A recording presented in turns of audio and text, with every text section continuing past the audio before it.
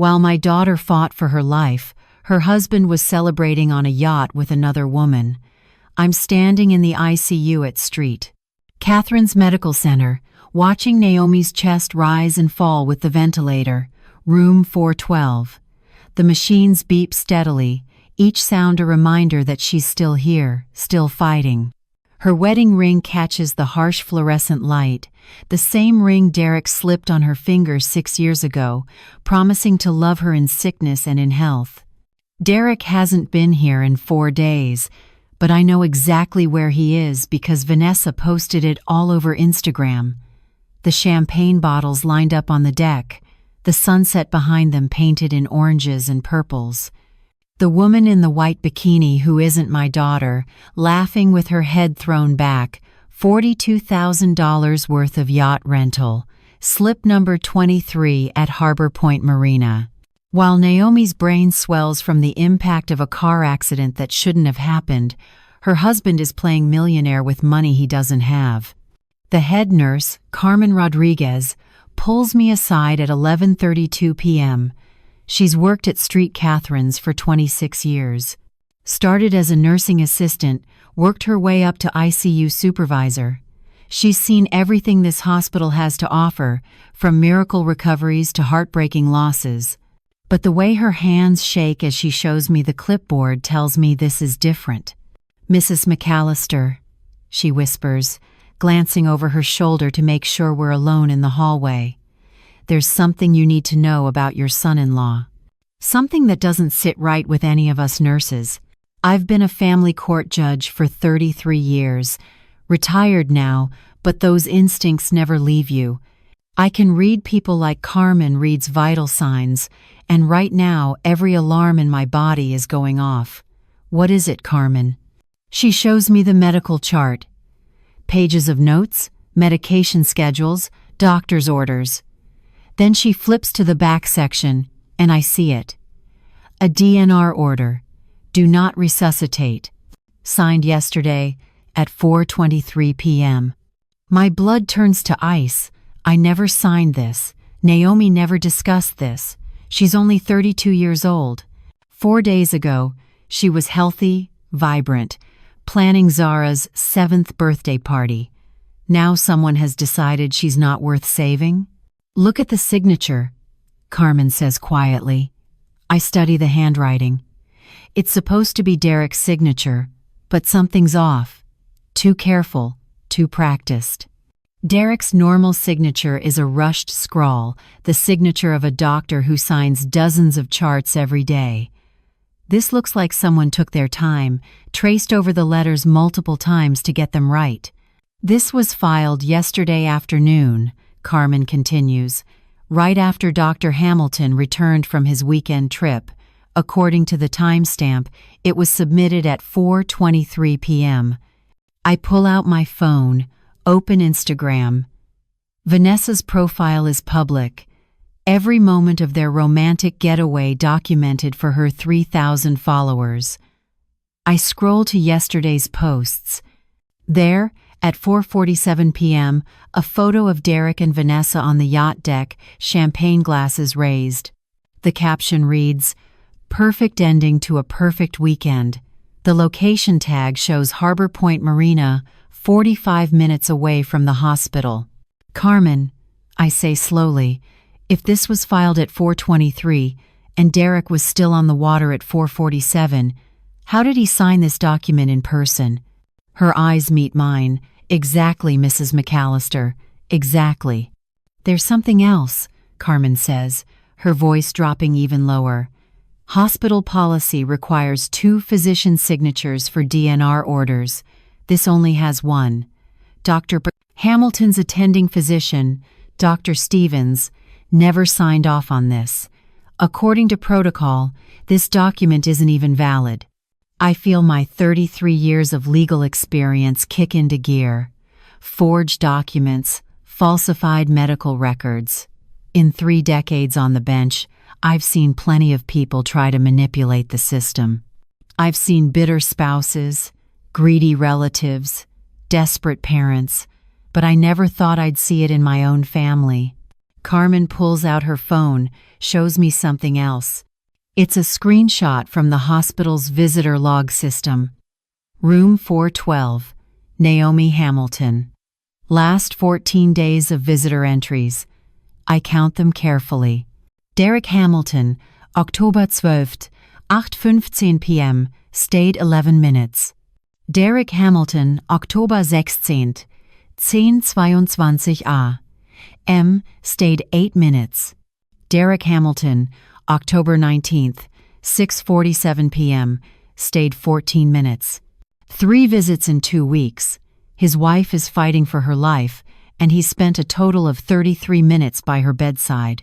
The other nurses have been talking, Carmen says, about the phone calls Dr. Hamilton has been making from the consultation room. We're not supposed to listen, but the walls are thin and sometimes we can't help but overhear. What kind of phone calls? To the insurance company. Multiple calls, always when he thinks no one's paying attention, asking about life insurance policies, death benefits, processing times, how quickly claims can be paid out after a death certificate is issued. How much is Naomi's policy worth? Carmen hesitates. Mrs. McAllister, I shouldn't know this, but one of the billing specialists mentioned it. $2.8 million. Naomi took out the policy 2 years ago when she started her business. Derek insisted on the amount, said they needed to protect their future. $2.8 million. Enough to pay off medical school loans. Enough to fund a new life with a new woman. Enough to make a grieving widower very comfortable. Carmen checks her watch. I need to get back to my rounds, but Mrs. McAllister, there's one more thing, about your granddaughter Zara. My heart clenches. What about Zara? Dr. Hamilton filed papers with Child Protective Services 2 days ago. Claims that you're unfit to care for Zara if something happens to Naomi. He's saying you have early-stage dementia, that you're too old and confused to raise a 7-year-old child. The accusation hits me like a physical blow. I had a complete cognitive assessment last month, part of my routine physical. Perfect scores across the board. Sharp as I was at 40. The neurologist joked that I could still run circles around lawyers half my age. He's trying to isolate her, Carmen says. Cut off everyone who cares about Naomi, everyone who might ask questions. Mrs. McAllister, in 26 years, I've seen this pattern before. Usually right before. She doesn't finish the sentence. She doesn't need to. We both know what comes next. My phone buzzes in my pocket. Text message from Derek. Not a call, just a cold text message. Linda, we need to talk. Tomorrow, 3 p.m., my office at the hospital, come alone.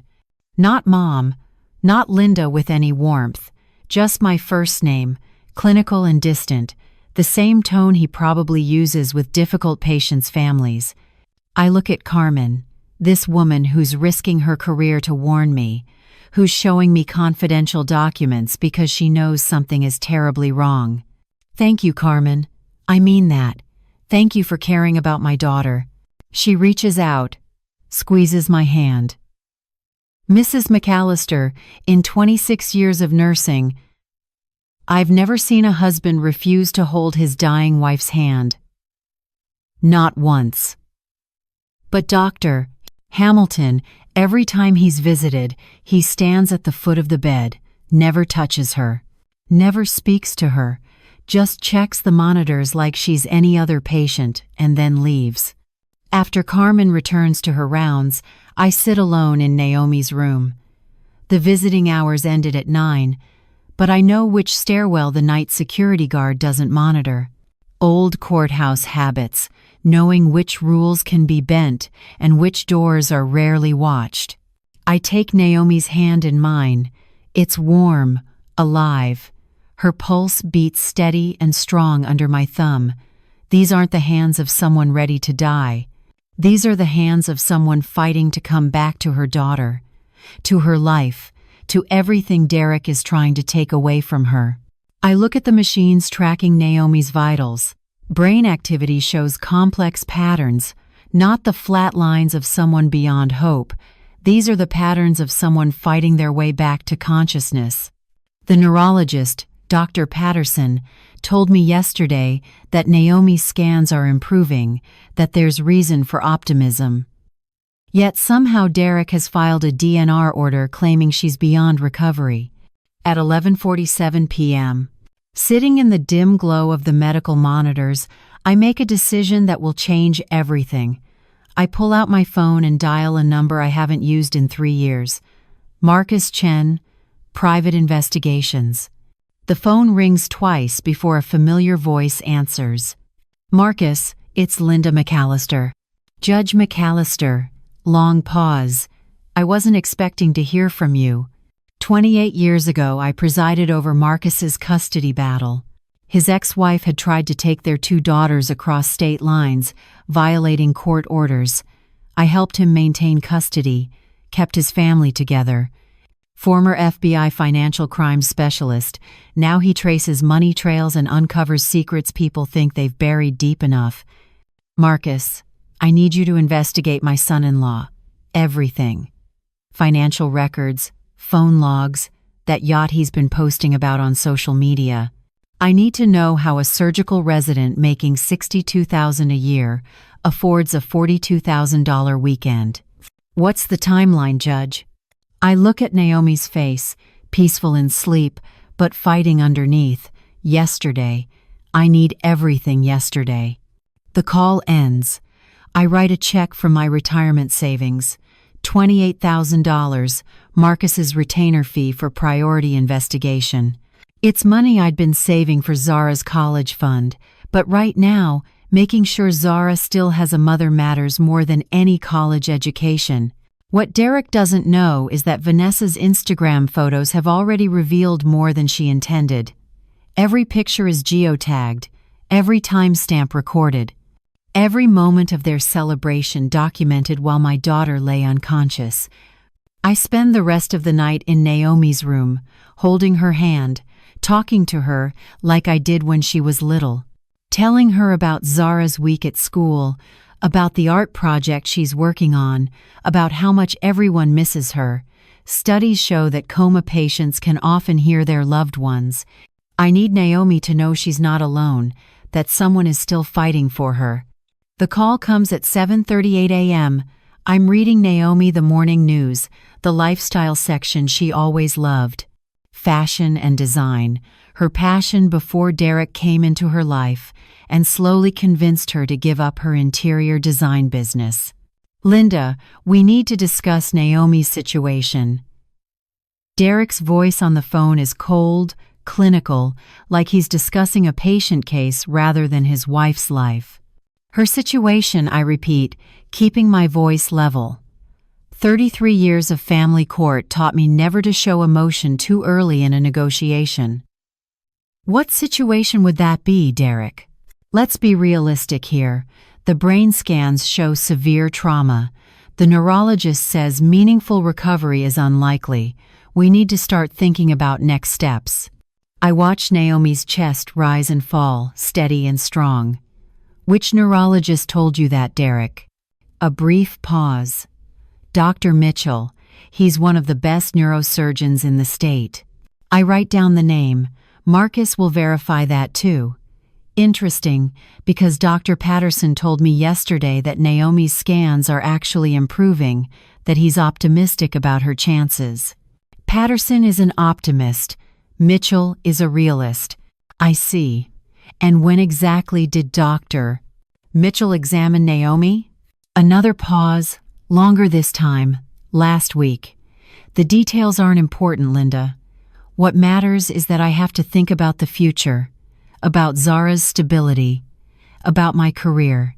I can't put my life on hold indefinitely. Your life, I say slowly, letting the words hang in the air. Your wife is in a coma, and you're worried about your life being on hold? You don't understand the pressure I'm under. The hospital, my residency, the financial burden. Naomi would want me to move forward, to find happiness again. I think about Vanessa in the white bikini. about the champagne toasts, while Naomi was having emergency brain surgery, about the $42,000 yacht rental. Derek, are you familiar with California's community property laws? Silence. Then, I don't see why that's relevant. Well, as Naomi's husband, you're entitled to 50% of her assets if she dies while you're still married, including the life insurance policy. That's $1.4 million, Derek. Quite a sum for someone with your level of debt. I hear his breathing change. Faster, shallower. What are you implying, Linda?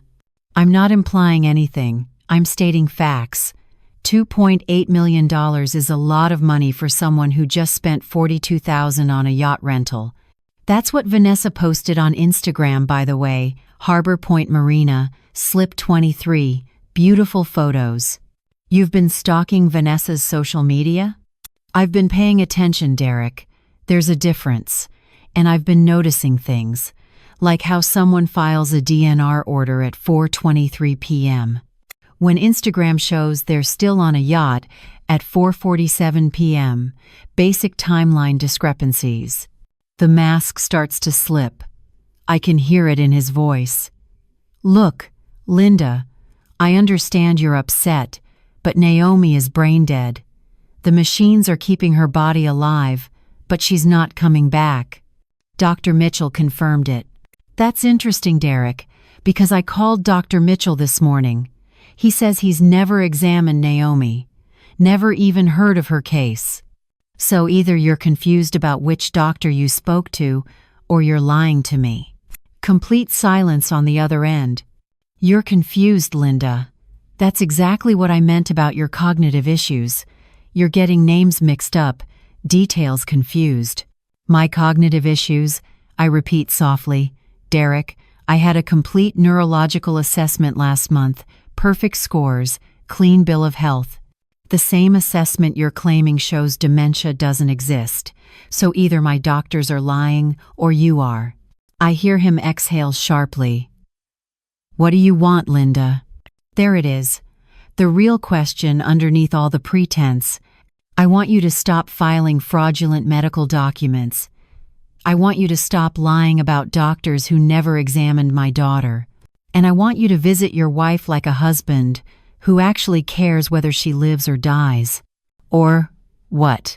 His voice has changed now. Harder, meaner. The veneer of professional courtesy completely stripped away. Or I'll make sure everyone knows what kind of husband you really are, the kind who parties on yachts while his wife fights for her life. The kind who steals time from her bedside to make phone calls about insurance money, the kind who files false DNR orders. Are you threatening me, Linda? I'm informing you, Derek. There's a difference. 33 years on the bench taught me exactly where that line is. A long pause. When he speaks again, his voice is low and dangerous. Listen carefully, old woman. I'm a Harvard-trained surgeon. You're a washed-up judge who can barely remember what day it is. Naomi is going to die. When she does, I'm going to move on with my life. Zara will have a new mother, someone who's actually present and functional. And you, Linda, you'll be exactly where you belong. In a nursing home. Forgotten. The words are designed to wound, to make me doubt myself. But I've heard worse in my courtroom from better liars. Interesting choice of words, Derek. I'll remember them, every single one. And another thing, you're not welcome at this hospital anymore. I've already spoken to security. They have your photo. Try to visit Naomi again, and they'll have you arrested for trespassing. I think about Carmen risking her career to warn me. About the other nurses who've watched Derek abandon his wife day after day. Derek, I say quietly, do you know what I learned in 33 years of family court? What? He sounds exhausted now, like this conversation has drained something from him. The spouse who fights hardest to keep people away from their dying partner usually has something to hide. The more barriers you put up, the more questions I'm going to ask. You don't know anything. I know Vanessa's real name is Vanessa Brooks, 27 years old, works at Premier Medical Billing, the same company that handles Street Catherine's insurance claims. I know she's been accessing patient records, including Naomi's policy information. That's a federal crime, Derek. HIPAA violations carry serious penalties. I hear him fumble the phone. You're bluffing. I know you've taken Vanessa to Marchand's restaurant 33 times in the past year and a half. Average cost per meal, $380. That's over $12,000 in restaurant bills alone, on a resident salary of $62,000 before taxes. My voice drops to barely above a whisper. And Derek, I know you've been planning this for a long time. Since the day you convinced Naomi to increase her life insurance policy from $500,000 to $2.8 million, you told her it was for Zara's future. But it was never about Zara, was it? The line goes quiet. I can hear his breathing, rapid and shallow now. You have no proof of anything. Not yet, I say, but I will. I hang up before he can respond. The clock on Naomi's wall reads 8:03 a.m. I have less than 7 hours before Derek's demanded meeting at 3 p.m. 7 hours to gather enough evidence to protect my daughter. I call Marcus back immediately. How fast can you get me financial records for Dr. Derek Hamilton? Credit cards, bank statements, property records, everything. Judge, I've already started. Give me until noon. I've got contacts at the credit bureaus, and Derek's digital footprint is bigger than he realizes. What have you found so far? Marcus's voice takes on that edge it gets when he's found something interesting. Your son-in-law has been very busy. Yacht rental paid for with a credit card that was opened 6 months ago. $25,000 limit, currently maxed out. The billing address is a P.O. box in Vanessa Brooks's name. So he's hiding purchases from Naomi. Not just hiding. He's been systematically moving money out of their joint accounts. Small transfers. Nothing big enough to trigger bank alerts. 500 here, 800 there. But it adds up. I'm seeing about 38,000 moved in the past 4 months. Where's the money going? That's what I'm tracking now. Multiple accounts. Some in his name alone, some in business names that don't seem to exist. It's sophisticated enough that he's clearly planned this, but sloppy enough that he left trails everywhere. I look at Naomi's peaceful face. How long has he been doing this? Based on the earliest transactions I can find, at least 18 months, right around the time Naomi increased her life insurance. The pieces start falling into place. The timeline Derek has been following. The careful, methodical way he's been positioning himself. This wasn't a crime of passion or opportunity. This was calculated, planned, executed over months and years. Marcus, I need something else. Naomi's car accident, the one that put her here. Can you get me the police report and accident reconstruction? Already on it, Judge. I've got a contact in the highway patrol. Should have something by this afternoon. One more thing. I need to know about a Dr. Mitchell. Supposedly a neurosurgeon. Derek claims he examined Naomi and declared her brain dead. I'll check hospital records. If this Mitchell exists and did an exam, there'll be documentation. If he doesn't, that's another lie we can prove. After I hang up, I sit back in the chair beside Naomi's bed. The morning sun is starting to stream through the window, casting long shadows across the floor.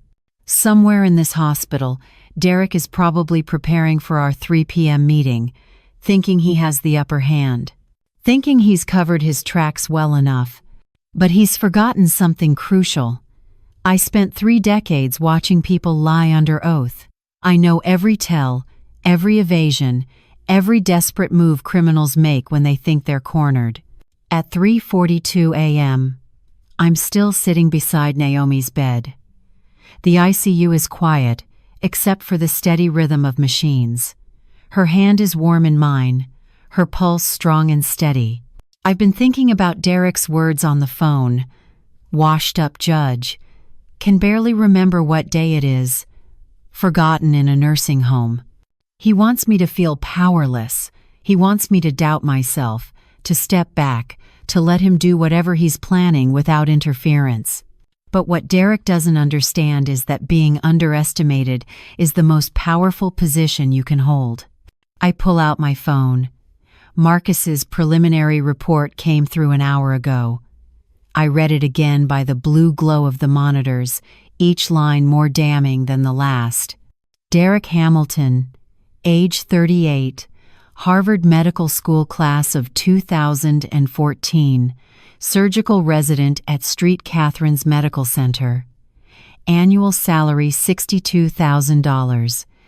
Documented expenses in the past 6 months, $143,000. The math doesn't work. The numbers don't lie. Yacht rental at Harbor Point Marina, $42,000. Jewelry purchases from Tiffany & Company, $19,000, all given to Vanessa Brooks. Dinners at Marchand's restaurant, 33 documented visits, totaling $12,540. A Rolex Submariner watch, $16,000.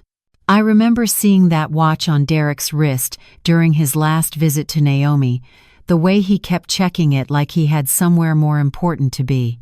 But the next section of Marcus's report makes my blood run cold.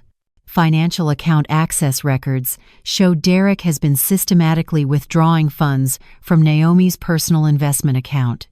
The account she inherited from her father when he died, money that was supposed to be untouchable, protected for Zara's future. $327,000 withdrawn over 5 months.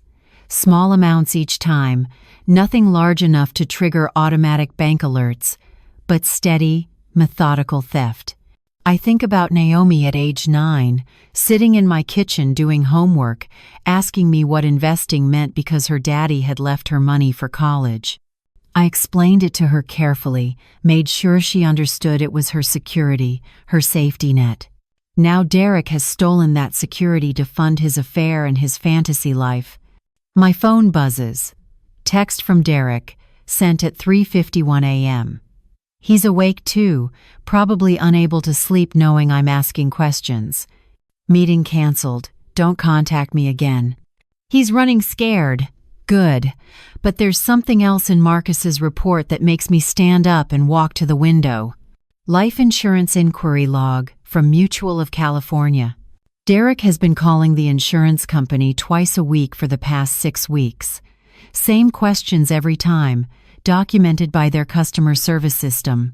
What documentation is required for death benefit claims? How quickly are payments processed after a death certificate is issued? Can claims be expedited in medical emergency situations? What happens if the beneficiary is also the spouse and medical decision maker? He's not just hoping Naomi dies. He's planning for it, timing it, preparing every detail of how he'll collect the money the moment her heart stops beating. I look out at the parking lot below, empty except for a few cars belonging to the night shift workers. People like Carmen, who actually care about their patients, who see them as human beings rather than obstacles or opportunities. That's when I make my decision. I'm not just going to stop Derek. I'm going to dismantle everything he's built. Every lie, every theft, every calculated move. I'm going to take it all apart piece by piece until there's nothing left but the truth. At 4:15 a.m., I drive home for the first time in 5 days. My house in Oakland feels empty, too quiet. The mail has piled up on the front table. Bills, grocery store flyers, a letter from Zara's school asking about her extended absence. I've kept her home since the accident, unable to let her out of my sight while Derek makes his threats about taking her away. I go to my study, the room where I used to prepare for court cases, where I'd spend hours reviewing evidence and building arguments. The filing cabinet in the corner holds my financial records. Third drawer, left side, my retirement savings, $934,000, careful investments over 33 years of work. Money I'd planned to leave to Naomi and Zara to give them security and opportunities. I write another check, $50,000. Marcus gets more resources, whatever he needs to build an airtight case. Then I call my attorney. Janet Brennan has been my friend for 27 years. She handled my late husband's estate, helped me navigate the legal complexities when Thomas died 8 years ago. Her phone rings 4 times before she answers, voice thick with sleep. Linda, it's 4 in the morning. Janet, I need you to file an emergency petition, temporary guardianship of my granddaughter. I have reason to believe she's in immediate danger. I hear her sitting up, the rustle of sheets. What kind of danger? I tell her everything. The forged DNR order, the insurance calls, the stolen money. Derek's threats to take Zara away from me, his false claims about my mental competency. The words pour out, and with each sentence, I hear Janet's breathing become more rapid. My God, Linda, are you certain about all this? Janet, I spent 33 years watching people destroy families for money and pride and selfish desires. I'm not going to let it happen to mine, not while I still have breath in my body. What do you need? Full financial forensic investigation. I want every penny Derek has stolen documented and tracked. I want every lie he's told exposed. I want every law he's broken prosecuted to the fullest extent. Linda, that kind of investigation is expensive. We're talking hundreds of thousands of dollars. I think about Naomi's trust fund, the money Derek has been stealing to buy watches and jewelry and impress his mistress. Money that was supposed to protect my daughter and granddaughter. Money isn't the issue, Janet. Justice is the issue.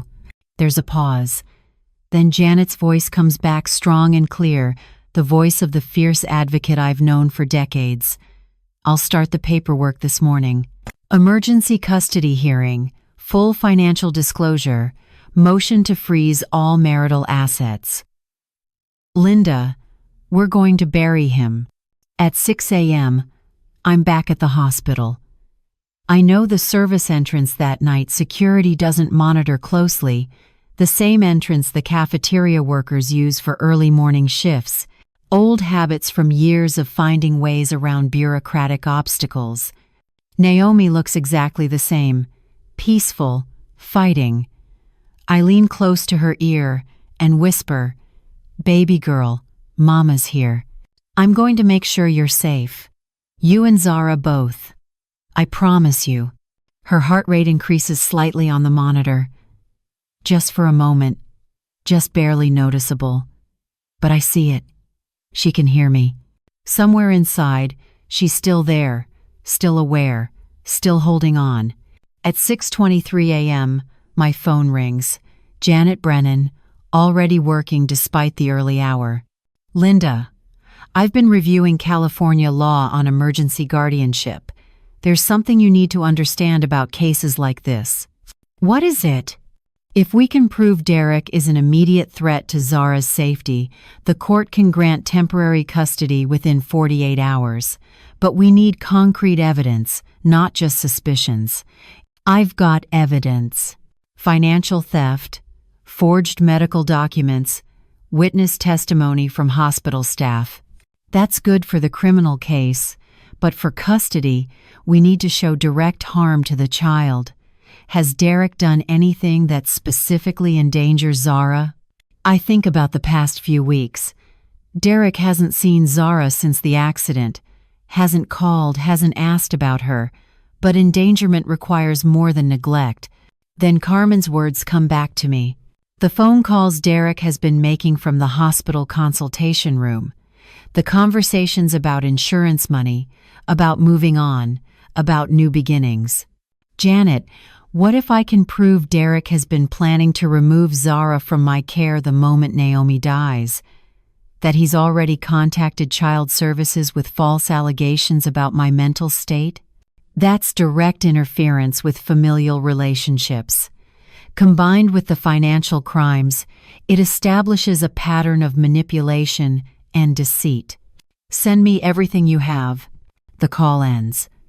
I look at Naomi, at the machines keeping careful watch over her recovery. My phone buzzes again. This time it's Marcus. Judge, you need to hear this. I've been pulling Derek's phone records. Hospital landline calls are automatically logged and recorded for quality assurance purposes. What did you find?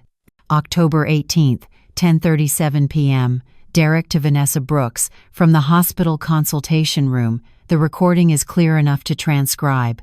He says, and I quote, "Don't worry about the old woman. Naomi will be gone within the week, and then we'll have everything we need to start fresh." My hands tighten on the phone. Within the week. He's setting a timeline. There's more, Judge. October 21st, 2:19 p.m., Derek to Mutual of California Insurance Company. Quote, "I understand you need a death certificate for processing. How quickly can claims be expedited in cases where the family wants to avoid prolonged legal proceedings?" He's not just planning her death, he's planning how to profit from it as efficiently as possible. Marcus continues, "And Judge, I found something else. Hospital security footage from October 19th. Derek was caught on camera in the medication storage room at 11:47 p.m. He's not authorized to be there outside of supervised surgical procedures. What was he doing? That's what I'm trying to find out. But Judge, the footage shows him taking something from the controlled substances cabinet. The logs don't show any official checkout for that time period. Meaning he stole medication. Meaning he stole something that requires two-person verification and leaves a digital trail when properly accessed. Whatever he took, he didn't want anyone knowing about it. I think about Derek trying to file that DNR order, about his questions to the insurance company, about his timeline of 1 week. Marcus, I need you to find out what medication he took and what it's used for. Already working on it.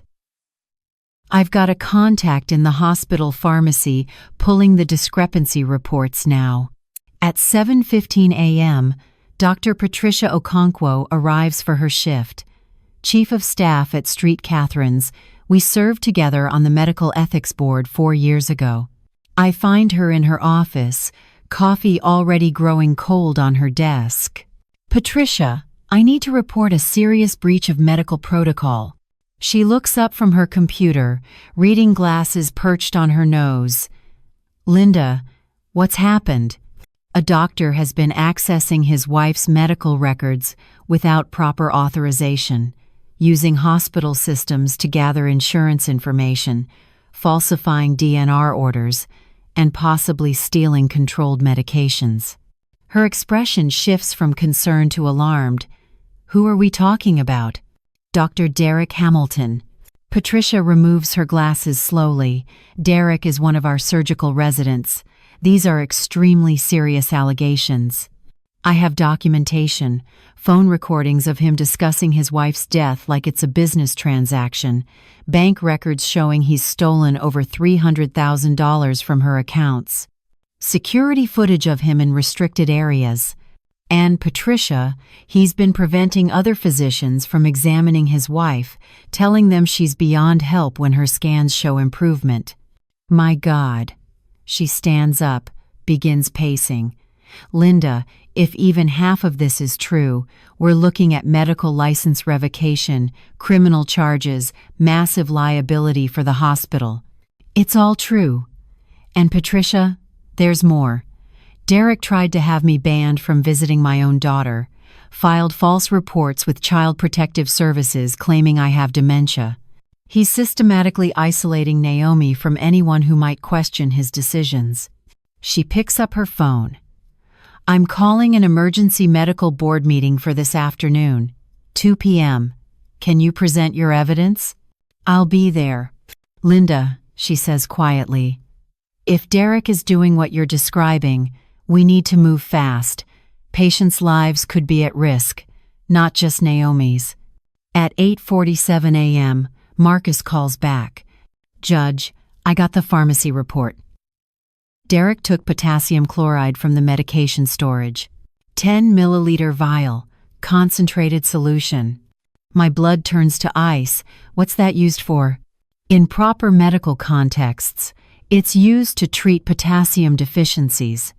But in concentrated form, injected directly into an IV line, it causes immediate cardiac arrest. It's what they use in lethal injections, Judge. In the hands of someone who knows what they're doing, it's untraceable. Looks like natural heart failure. Derek tried to murder my daughter. I find Derek in the hospital parking garage at 1:53 p.m., level 4, near the doctor's reserved spaces. He's walking toward his silver Audi, medical bag in one hand, phone in the other. Probably texting Vanessa about their next getaway, their next celebration of a life he's trying to destroy. Derek. He freezes mid-step, then turns around slowly. The confidence from our phone conversation yesterday is gone. His face is pale, drawn.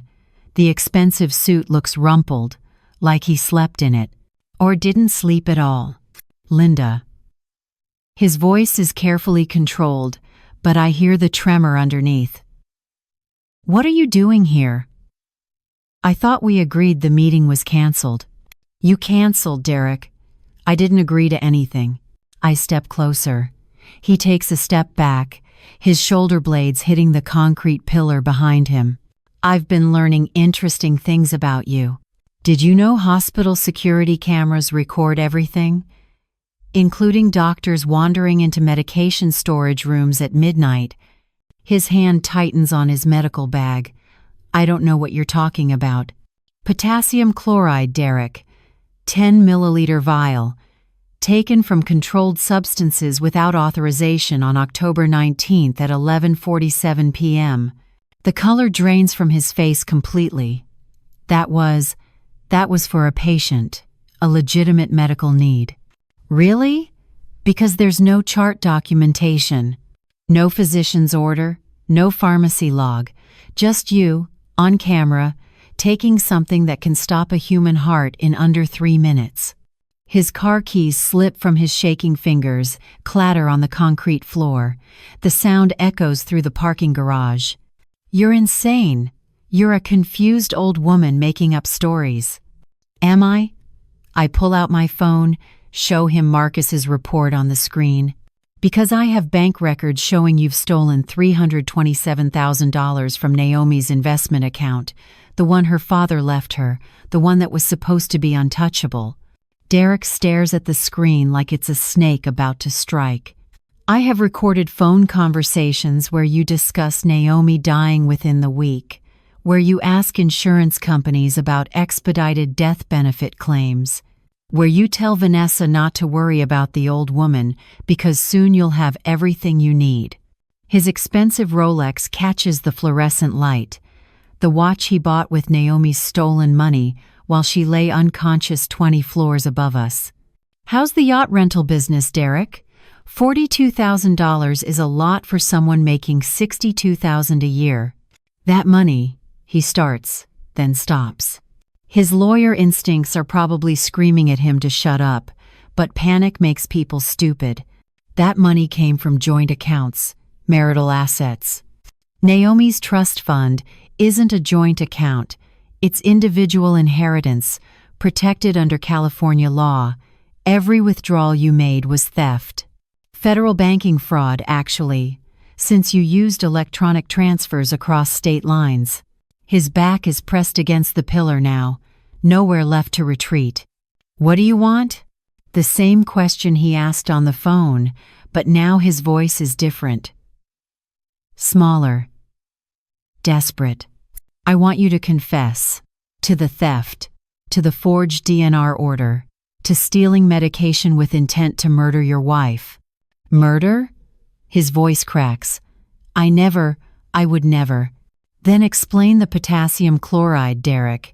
Explain why you need a drug that has exactly one use outside of legitimate medical treatment, killing people quickly and quietly. You can't prove anything. His words are defiant, but his body language tells a different story. He's shaking. Can't I? Because Dr. Okonkwo has called an emergency medical board meeting for 2 p.m. They're very interested in your activities. Your unauthorized access to medications, your falsification of medical records, your systematic isolation of a patient from proper care. I check my watch. That's in 7 minutes, by the way. You might want to prepare some answers. They can't do anything without evidence. Evidence? Derek, I have 18 months of financial records, security footage, recorded phone calls, testimony from nurses who watched you abandon your wife, hospital logs showing you lied about which doctors examined her. I lean in closer, lower my voice, and I have something you didn't count on. Vanessa's Instagram account might be deleted, but screenshots are forever. Every yacht photo, every champagne toast, every moment you celebrated while Naomi fought for her life. All time-stamped, all geotagged, all preserved. His coffee cup, forgotten in his other hand, tips and spills across the concrete, brown liquid spreading like a stain. Vanessa deleted her account yesterday. Her apartment lease was terminated 2 days ago, and she called in sick to work on Monday. Haven't heard from her since, have you? Derek's mouth opens, but no sound comes out. Funny thing about accomplices, Derek. When federal investigators start asking questions about HIPAA violations and insurance fraud, people suddenly remember they have family overseas, places without extradition treaties. Vanessa's probably in Toronto by now, maybe Vancouver. Smart woman. She wouldn't. She loves. She loves the money, Derek, Naomi's money. But now the FBI is involved, and love doesn't spend well in federal prison. I turn to walk away, then pause. Oh, and Derek? The medical board meeting isn't just about your hospital privileges. The California Medical Board has been notified. The FBI's white-collar crime division has opened a case file. And Janet Brennan has filed for emergency custody of Zara, citing your documented threats and financial crimes as evidence you're unfit to parent. His medical bag falls next to the spilled coffee. Papers scatter across the concrete. You've destroyed my life. No, Derek. You destroyed your own life. The moment you decided my daughter was worth more dead than alive. I'm just making sure everyone else knows what you are. I walk toward the elevator, leaving him surrounded by spilled coffee and scattered dreams. Behind me, I hear him slide down the pillar to sit on the concrete, the sound of a man whose carefully constructed lies have finally collapsed under their own weight. The medical board meeting room is packed, every seat filled, people standing along the walls. I haven't seen this level of attendance since the malpractice hearing 3 years ago when a surgeon operated on the wrong patient. Department 7, Street Catherine's Medical Center. The same building where Naomi fights for her life 4 floors above us. Dr. Patricia Okonkwo presides from the head of the long conference table. Beside her sit 4 other board members, all senior physicians with decades of experience. Their faces are grave. They know this meeting will end careers. Derek sits at the respondents' table with his attorney, Robert Vance. Expensive suit, leather briefcase, the kind of lawyer who usually defends doctors in malpractice suits. But Vance looks uncomfortable, keeps shuffling papers that he's already organized 3 times. He's been handed a case that can't be won. The gallery murmurs with whispered conversations. Hospital staff, other residents, 2 reporters who somehow got wind of the meeting. Marcus Chen sits in the back row, laptop open, ready to provide evidence. Dr. Okonkwo calls the meeting to order. This is an emergency disciplinary hearing regarding Dr. Derek Hamilton, surgical resident. Dr. Derek Hamilton. Hamilton stands accused of multiple violations of medical ethics, hospital policy, and potentially criminal statutes. Vance stands quickly. Dr. Okonkwo, my client maintains his innocence of all allegations. We request that this hearing be postponed until we have adequate time to review the evidence and prepare a proper defense. Mr. Vance, Dr. Okonkwo says coolly, your client has had 4 days since the initial complaints were filed. How much time does he need to explain why he was caught on security cameras stealing controlled substances? Alleged theft, Vance corrects. The footage is inconclusive. Dr. Okonkwo looks at me. Mrs. McAllister, you've presented serious allegations against Dr. Hamilton. Would you like to present your evidence? I stand, walk to the front of the room. 33 years of courtroom experience steadies my voice. Dr. Hamilton has engaged in a systematic pattern of medical negligence, financial fraud, and attempted murder. I have documentation of each offense. Vance jumps up. Objection. These are inflammatory accusations without basis in fact. Dr. Okonkwo silences him with a look. Mr. Vance, this is a medical board hearing, not a courtroom. There are no objections. Mrs. McAllister, please continue. I present the first piece of evidence, security footage from October 19th showing Derek entering the medication storage room at 11:47 p.m. The board watches silently as he looks around, checking if anyone is watching, then opens the controlled substances cabinet. The pharmacy logs show no authorized withdrawal at that time, I explain. Dr. Hamilton took a 10-milliliter vial of concentrated potassium chloride without proper documentation, without a patient order, without the required 2-person verification. What is potassium chloride used for? One of the board members asks. In proper medical contexts, treating potassium deficiency. In concentrated form, injected into an IV line, it causes immediate cardiac arrest. It's the drug used in judicial executions. The room goes silent. Derek stares at the table, jaw clenched. I present the second piece of evidence, financial records showing $327,000 stolen from Naomi's personal investment account over 5 months. These transfers were made while Dr. Hamilton had access to his wife's account information through the hospital's patient billing system, which he used to obtain her bank routing numbers. That's a violation of HIPAA, Dr. Okonkwo says quietly. Yes, and here's what that stolen money purchased. I display the receipts Marcus compiled.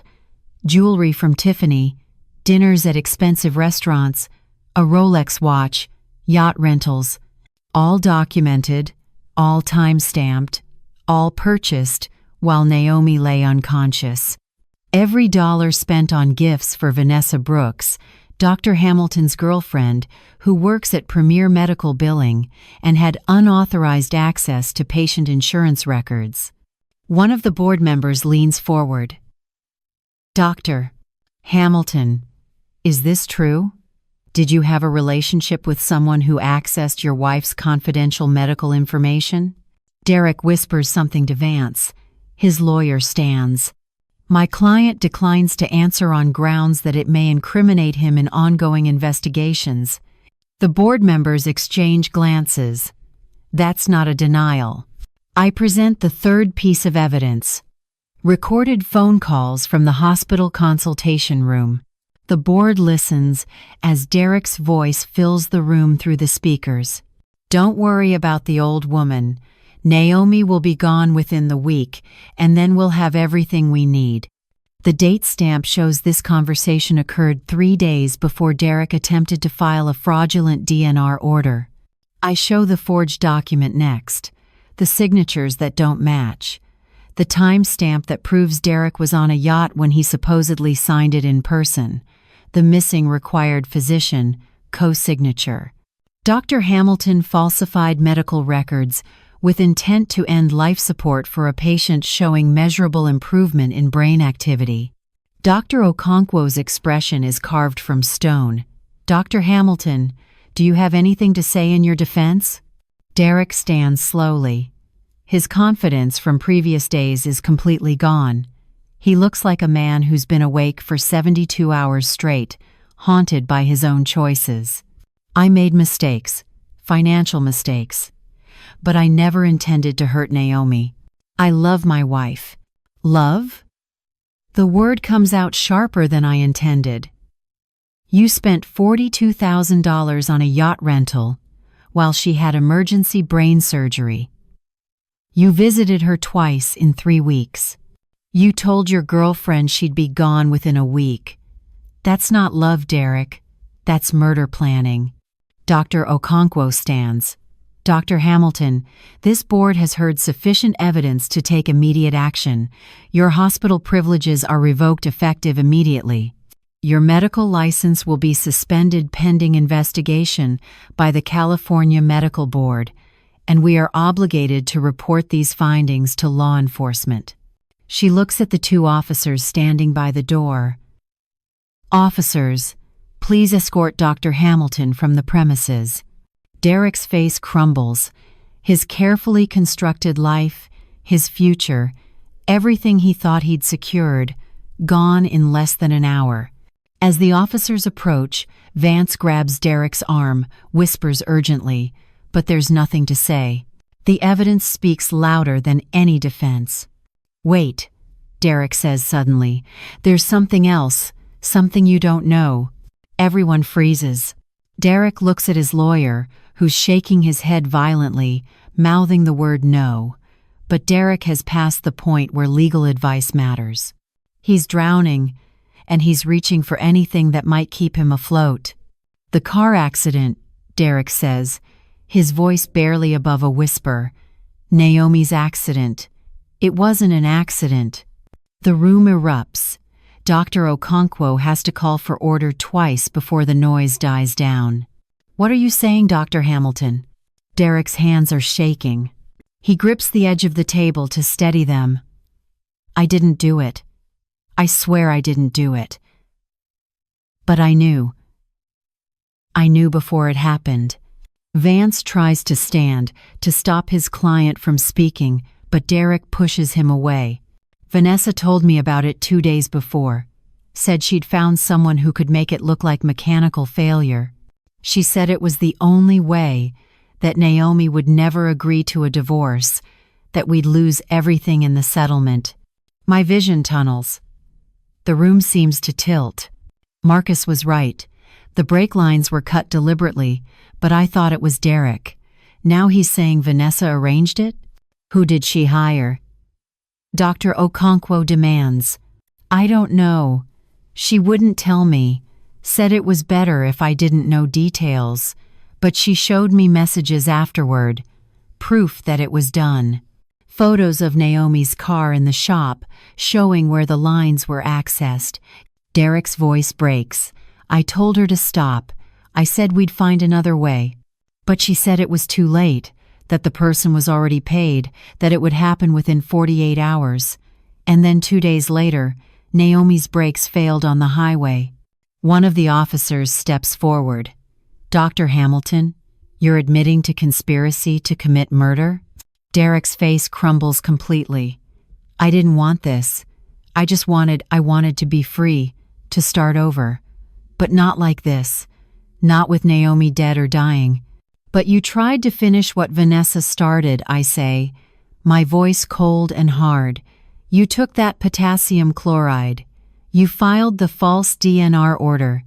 You were going to make sure she died, so you could collect the insurance money. Derek looks at me, and for the first time, I see something that might be genuine remorse in his eyes. I panicked. After the accident, Vanessa kept pushing, said we had to finish it, that if Naomi recovered, she might remember something, might figure out what happened.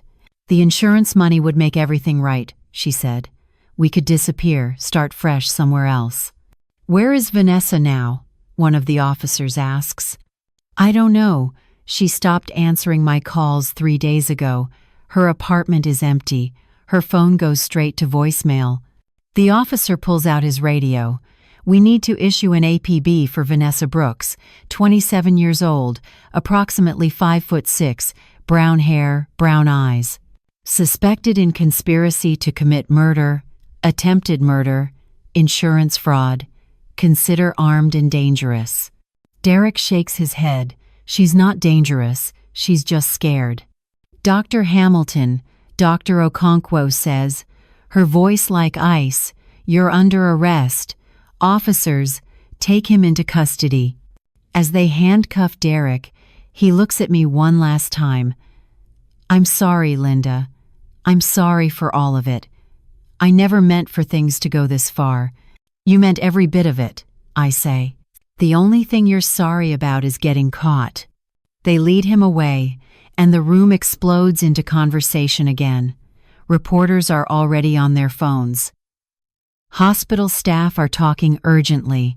The story is breaking in real time. Marcus appears at my side. Judge, the FBI just called. They found Vanessa Brooks at the Canadian border, trying to cross in a rental car with fake identification. She had $83,000 in cash in the trunk. Naomi's stolen money. Some of it. The rest is probably in offshore accounts. But Judge, the FBI agent said Vanessa's already asking about a deal. She wants to cooperate in exchange for reduced charges. What can she tell them? Everything. The whole conspiracy. Who she hired to sabotage the car. How long they'd been planning it. All the details Derek claimed he didn't know. I think about Naomi, 4 floors above us, unaware that her husband and his mistress tried to kill her not once but twice. Unaware that her own mother has spent the last week unraveling a murder conspiracy. I need to see her, I tell Marcus. I need to be there when she wakes up. Because Naomi will wake up. The doctors said her brain activity is improving daily. The swelling is reducing. She's fighting her way back to consciousness, to her daughter, to her life. And when she opens her eyes, I'll be there to tell her she's safe now, that the people who tried to destroy her are going to prison, that Zara is protected, that justice, finally, has been served. The news breaks at 6 p.m. Channel 4's investigative team. A prominent Bay Area surgeon arrested for conspiracy to murder his comatose wife. His girlfriend caught fleeing the country with stolen funds. A mother's fight to save her daughter from a deadly plot. I watch from Naomi's room, the television on low volume. The reporter, Michael Torres, stands outside Street Catherine's Medical Center. Dr. Derek Hamilton, a surgical resident here at Street Catherine's, has been arrested on multiple charges, including conspiracy to commit murder, attempted murder, insurance fraud, and theft. His girlfriend, Vanessa Brooks, was apprehended at the Canadian border and is cooperating with authorities. They show Derek's photo from the hospital website, the confident smile, the white coat, the image of a successful young doctor. Then they show him in handcuffs, being led from the medical board hearing, looking broken and defeated. Sources tell Channel 4 that Hamilton's mother-in-law, retired Judge Linda McAllister, uncovered the conspiracy through careful investigation after noticing irregularities in her daughter's medical care. The reporter continues. Hamilton allegedly stole over $300,000 from his wife's accounts to fund an extramarital affair, then conspired with his girlfriend to arrange a car accident that left his wife in a coma. When the victim began showing signs of recovery, Hamilton allegedly attempted to hasten her death using stolen hospital medications. My phone hasn't stopped ringing. Other reporters wanting interviews, friends offering support. Former colleagues from the courthouse expressing shock and solidarity, but I silence it all. Right now, the only thing that matters is Naomi. 3 months later, Naomi opens her eyes. Mama? Her voice is weak, barely a whisper, but it's the most beautiful sound I've ever heard. I'm sitting in the chair beside her bed, the same chair I've occupied for countless hours over the past 93 days. The early morning sun streams through the window, painting everything in shades of gold. "I'm here, baby girl. Mama's right here." She blinks slowly, trying to focus. The doctors warned me this moment would be disorienting for her. 3 months of lost time. 3 months of fighting her way back from the edge of death. Her hand moves slightly, reaching for mine, and I take it gently. "Where am I?" "Street Catherine's Medical Center. You were in a car accident, but you're going to be okay now. You're safe." She tries to sit up and I help her, careful of the IV lines still attached to her arm. The ventilator was removed 2 weeks ago when she started breathing on her own. The feeding tube came out 5 days ago. Every day brings new progress, new signs that my daughter is coming back to me. "Derek," she whispers, and I see fear flash across her face. "Where's Derek?" I've been dreading this conversation, but there's no way to make it easier. I take a deep breath. "Derek is in custody, Naomi. He can't hurt you anymore." Her eyes widen. "Hurt me? What do you mean?" So I tell her. Everything. The stolen money, the forged DNR order, the potassium chloride, Vanessa Brooks, and the conspiracy to make her accident look like mechanical failure, the insurance fraud, the phone calls discussing her death like it was a business transaction. With each revelation, I watch her face change. Shock, disbelief, horror, grief. The realization that the man she trusted, the man she married, the father of her child, had tried to kill her not once but twice. Tears stream down her face. I was so stupid. I trusted him. I loved him. "You weren't stupid, baby. You were in love. You believed the best in someone who didn't deserve it. I should have seen it. The way he changed after I increased the insurance policy. How he started pulling away, spending more time at the hospital. I thought he was just stressed about his residency. He was very good at hiding what he was, Naomi. Even I didn't see it until it was almost too late." She wipes her eyes with the back of her hand. "Zara. Where's Zara? Is she safe?" "She's with me. Has been since the day after your accident. She's safe, healthy, doing well in school. She's been reading to you every evening. Did you know that? The nurses let her stay past visiting hours because they saw how it affected your vitals. Every time Zara read to you, your heart rate steadied, your brain activity increased. I want to see her. She's at school right now, but I'll bring her this afternoon. She's going to be so happy, Naomi. She never stopped believing you'd come back to her." The door opens and Dr. Patterson enters, Naomi's neurologist. He stops short when he sees her sitting up, eyes open, talking. "Mrs. Hamilton, you're awake. This is remarkable. We'd hoped, of course, but the extent of your brain injury, the swelling, we weren't certain." He examines her carefully, checking her pupils, her reflexes, asking her questions to assess her cognitive function. As he works, he explains to me that Naomi's recovery is extraordinary. The neuroplasticity of her brain, the way it's healed and rewired itself, is beyond what they typically see in traumatic brain injury cases. "When can I go home?" Naomi asks. "We'll need a few more weeks of physical therapy. Your muscles have atrophied from 3 months of immobility. But your prognosis is excellent, Mrs. Hamilton. With proper rehabilitation, you should make a full recovery." After Dr. Patterson leaves, Naomi looks at me with eyes that seem older now, marked by knowledge she didn't have before. "What happened to Derek? And Vanessa?" Derek pleaded guilty to conspiracy to commit murder, attempted murder, insurance fraud, and theft. The prosecution offered him 23 years with possibility of parole in exchange for his testimony against Vanessa. He took the deal. And her? Vanessa Brooks is awaiting trial. She's looking at life in prison without parole. She was the one who hired someone to cut your brake lines. Derek knew about it beforehand but didn't stop it. That makes him complicit, but she was the mastermind. Naomi closes her eyes, processing. When she opens them again, there's steel there that I haven't seen before. I want a divorce. I want him to have no legal connection to me or Zara ever again. Already done, baby.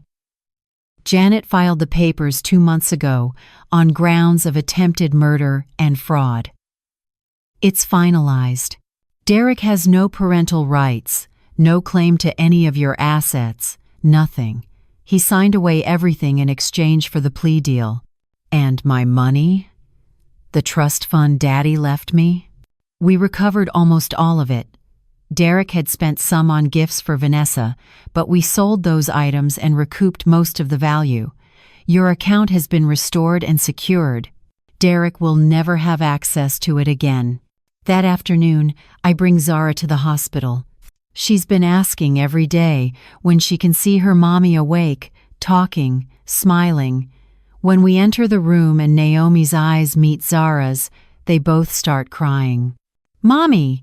Zara runs to the bed, and I lift her up so she can hug Naomi carefully, mindful of the medical equipment. Hi, baby. I missed you so much. I missed you too, Mommy.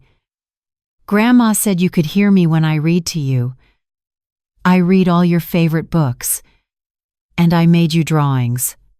The nurses put them on the walls.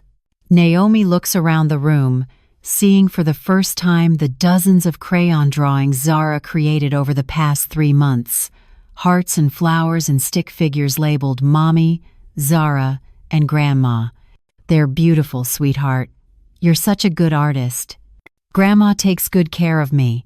We make pancakes every Sunday, and she helps with my homework, and we visit you every single day.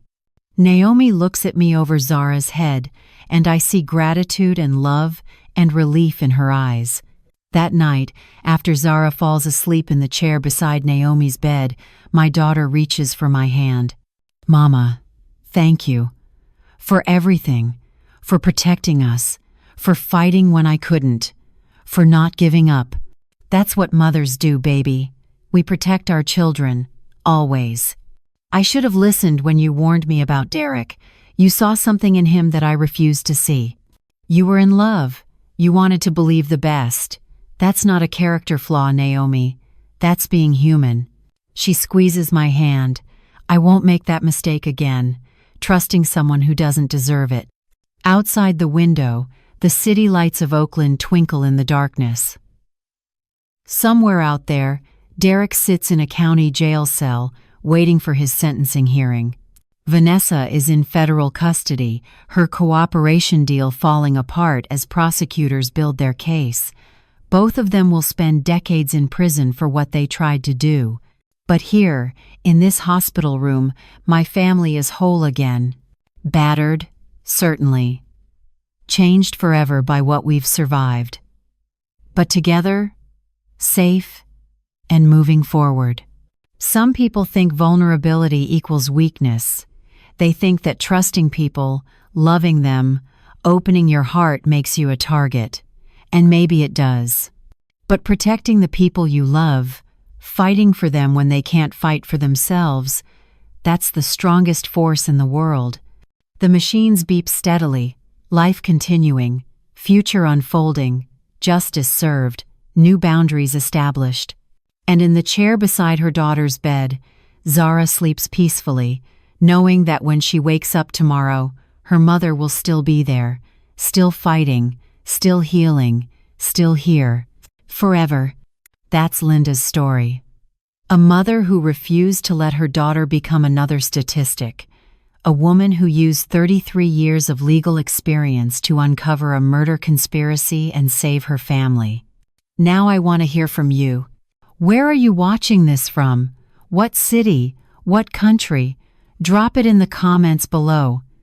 I love seeing our global community come together over these stories. Real question. If you were in Linda's position, What would you have done differently? Would you have confronted Derek immediately? Called the police right away? Or would you have gathered evidence like Linda did? Tell me in the comments. Hit that like button if this story gave you chills. Share it if you know someone who needs to hear about the power of a mother's love and determination. And subscribe for more true stories about family, betrayal, and justice. One last thing. Team Linda or Team Derek? Just kidding, there's no Team Derek here. But seriously, do you think Derek deserved 23 years, or should it have been more? Comment below with your thoughts. And if you've ever had your instincts tell you something was wrong about someone close to you, even when everyone else thought you were crazy, drop a comment. Sometimes our gut knows what our heart doesn't want to accept. Thanks for watching. Remember, protecting family isn't about being the loudest or the strongest. It's about being the smartest and never giving up.